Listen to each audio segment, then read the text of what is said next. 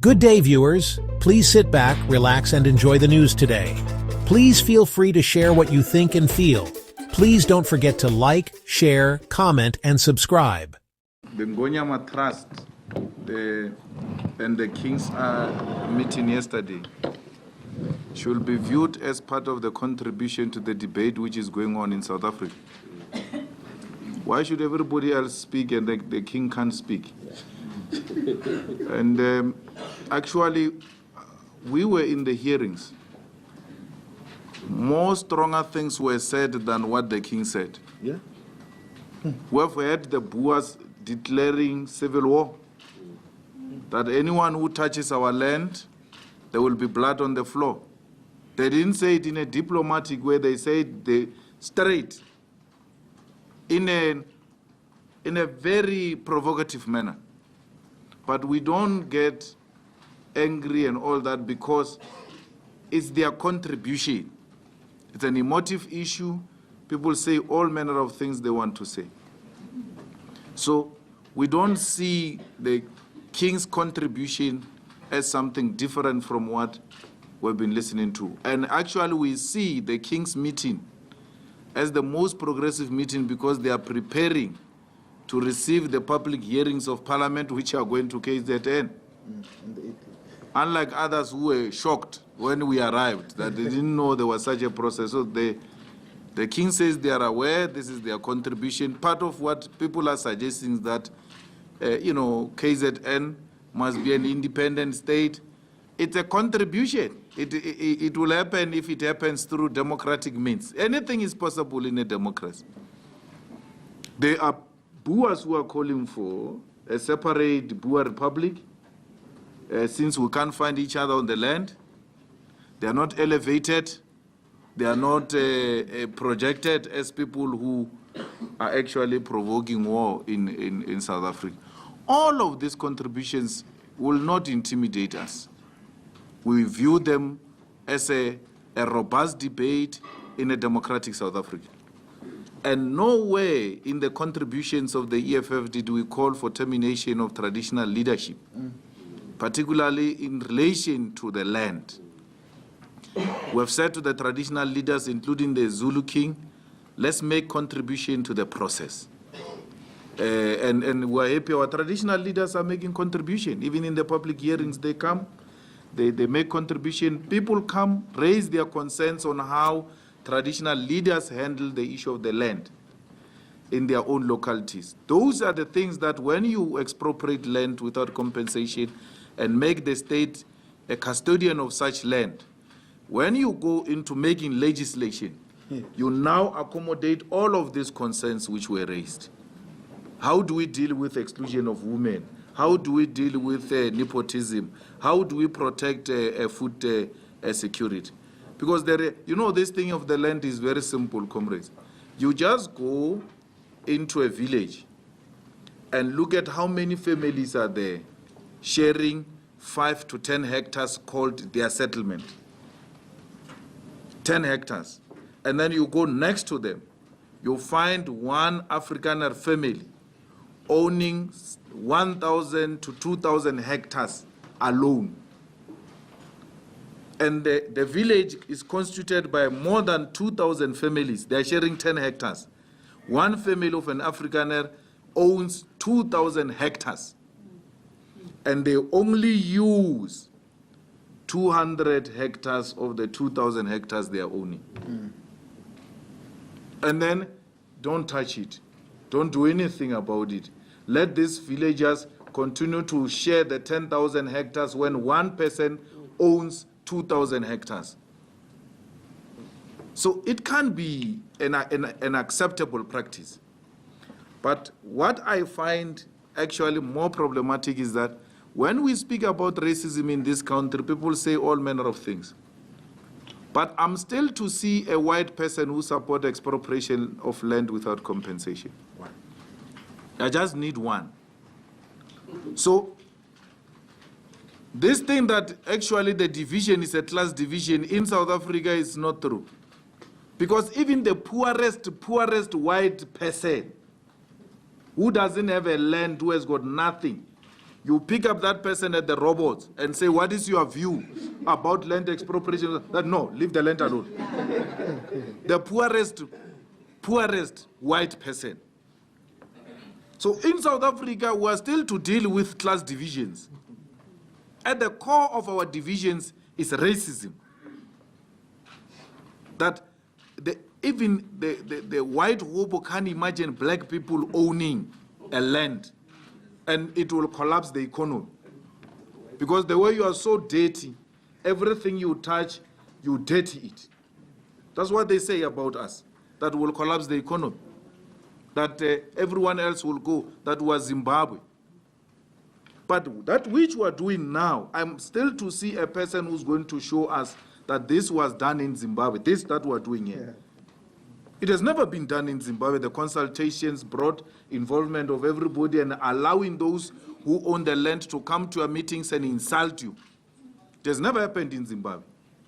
And then that should give you comfort that our process is completely different from the Zimbabwean process. It's a completely different process. Stop sensationalizing, stop being alarmist, allow democracy to play its own role. So with regard to the land, I think that is what we want to say. There is no food security which is going to be disrupted here. Not at all.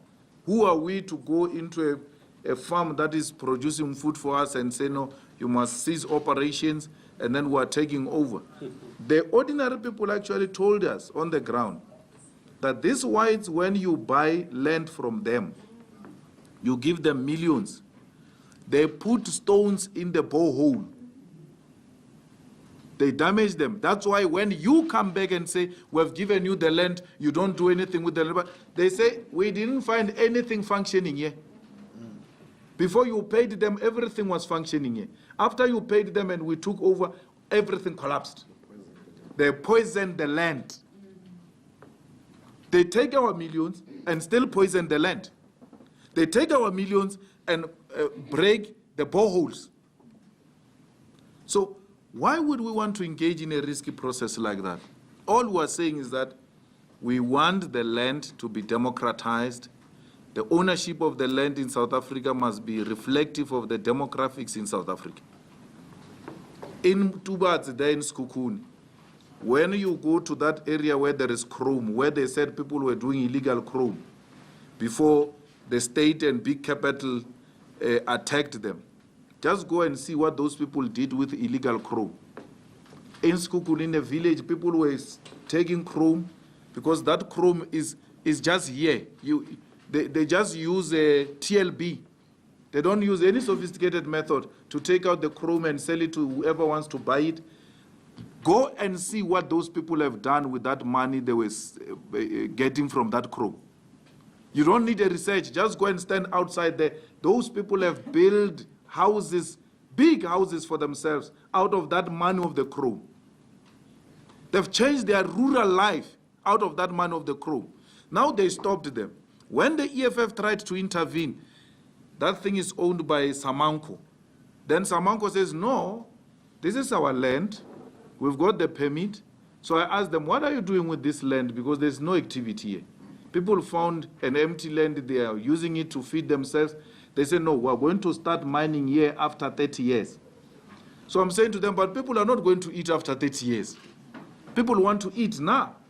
Why is Samanco and the people not coming together? Since Samanco realized these people are using this land to feed themselves, and the department coming together to try and find a workable solution which will continue to feed the people in that part of the land, without any go-between.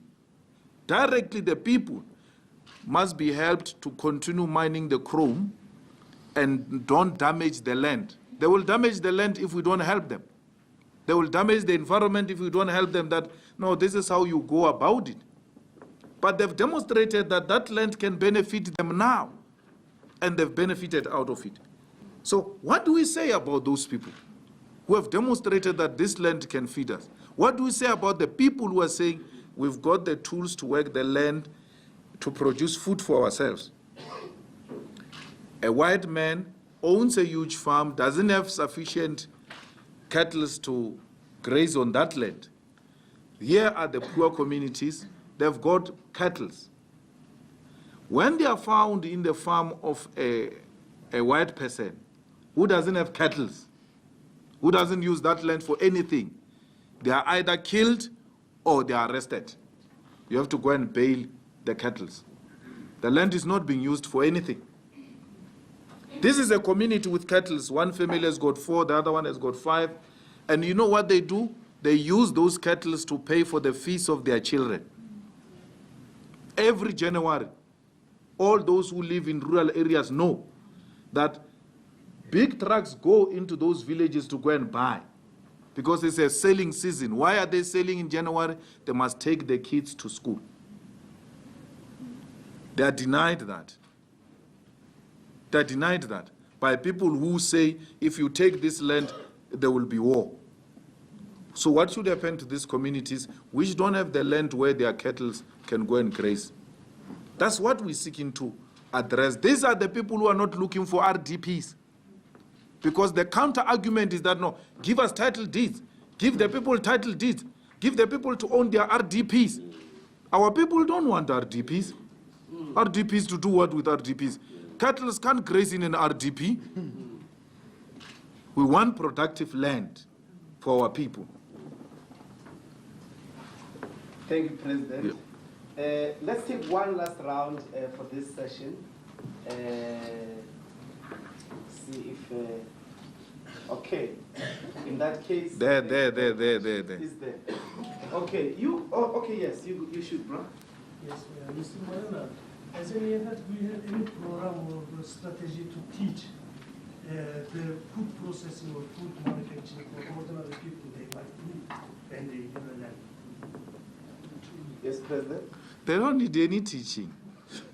They are producing now in their small yards now. They use tires to produce in their small yards now. Of course, we will professionalize it.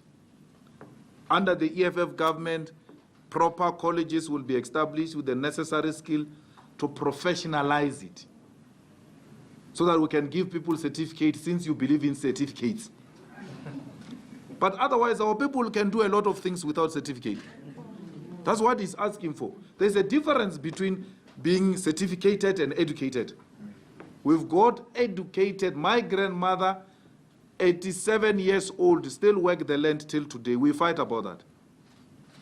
The season is coming now. When you go home to look for her, they will be saying she's there under the tree, giving people guidance. Hey, go that side. Go, hey.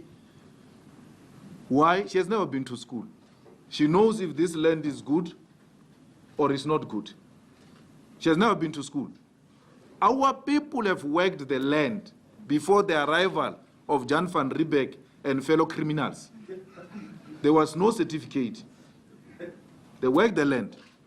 Our people produced gold.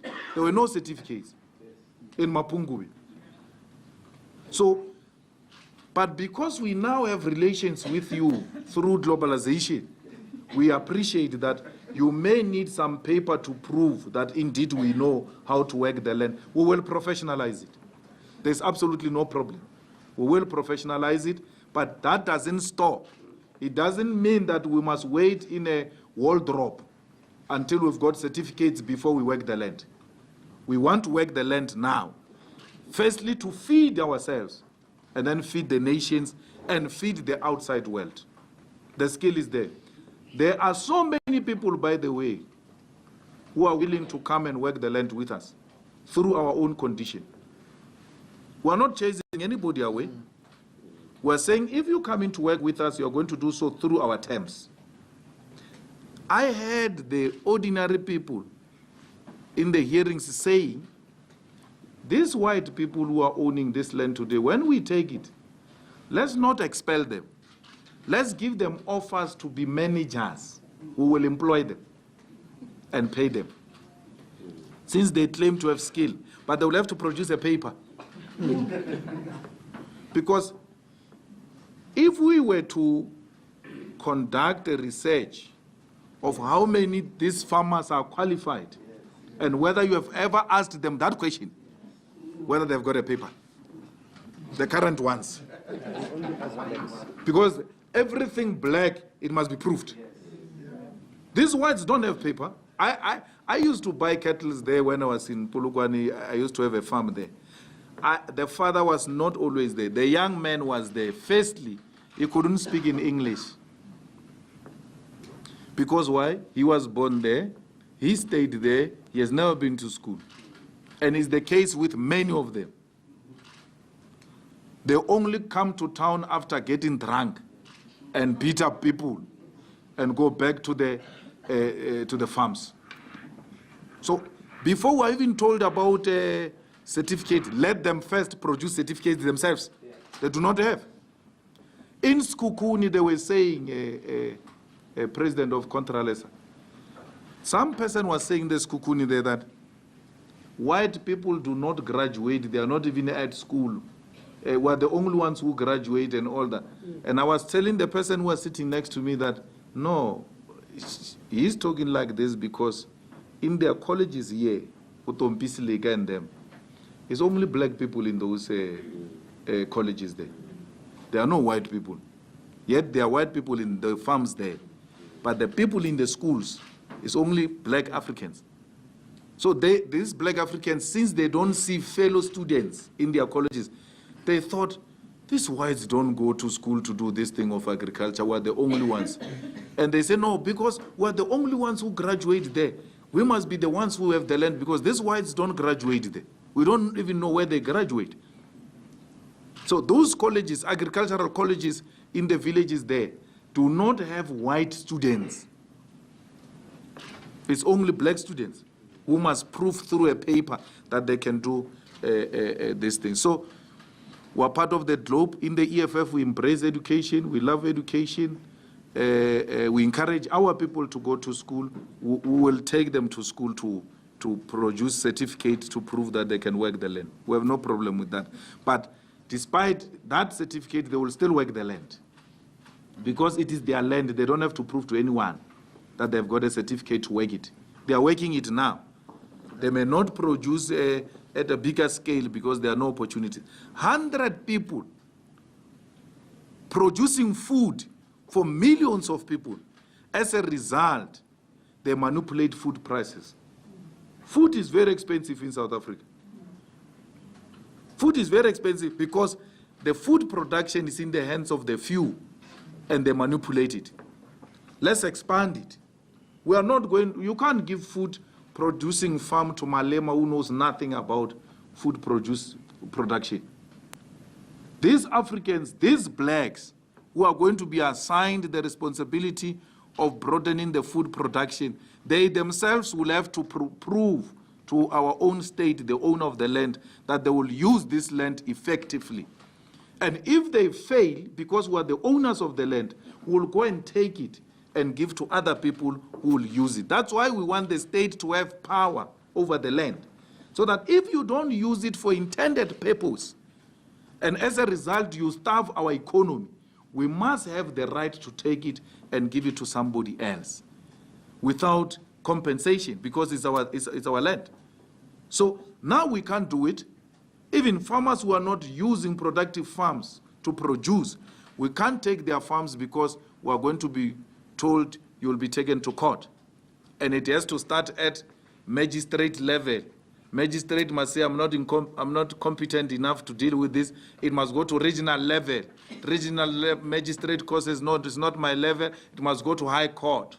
Then the high court must rule against us. Then we must do an appeal. The same high court put 3 judges to listen to it, and then they don't listen to it properly. Then we are aggrieved. We go to the Supreme Court of Appeal. And then we fail at the Supreme Court of Appeal. We must go to the Constitutional Court. By the time you finish, it's 5 years before you even expropriate 10 hectares. That's what they want to do. That's why they say the current constitution allows it. Why? They want to lock you up in that process of appeals so that you can't do anything.